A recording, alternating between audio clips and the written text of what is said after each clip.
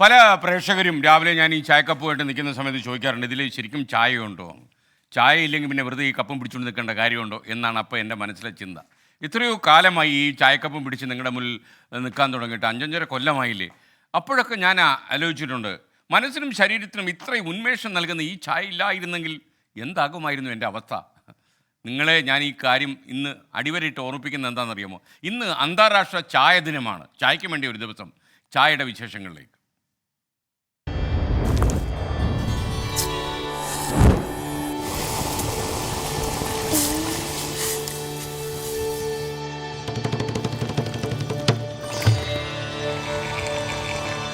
മലയാളിയുടെ ഒഴിവാക്കാനാവാത്ത ശീലങ്ങളിലൊന്നാണ് പ്രഭാതത്തിൽ ഒരു കപ്പ് ചായ. 5000 വർഷങ്ങൾക്ക് മുൻപ് ചൈനയിലാണ് ചായയുടെ ഉത്ഭവം. അപ്രതീക്ഷിതമായി ചൂടുവെള്ളത്തിൽ പറന്നു വീണ ഇലകൾ ചേർത്ത് ഷെയ്നൂങ് എന്ന ചൈനീസ് ചക്രവർത്തി നിർമ്മിച്ച പാനീയമാണ് ചായ എന്നാണ് പരക്കെയുള്ള കഥ.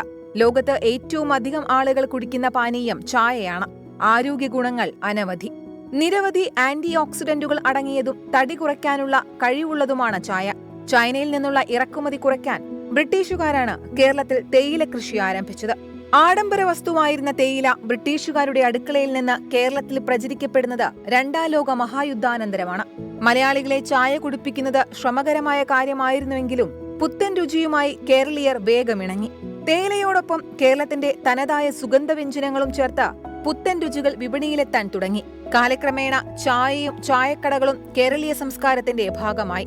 ഇന്ന് ഓരോ മാസവും 45 ലക്ഷം കിലോ തേയിലയാണ് മലയാളികൾ ഉപയോഗിക്കുന്നത്.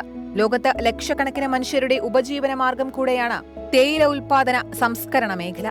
മഴയിലെ കുറവും കാലാവസ്ഥാ വ്യതിയാനവും തേയില ഉൽപാദനത്തിന് വലിയ തിരിച്ചടികൾ നൽകുന്നുണ്ട്.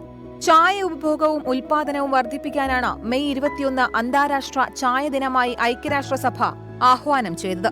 Research desk 24.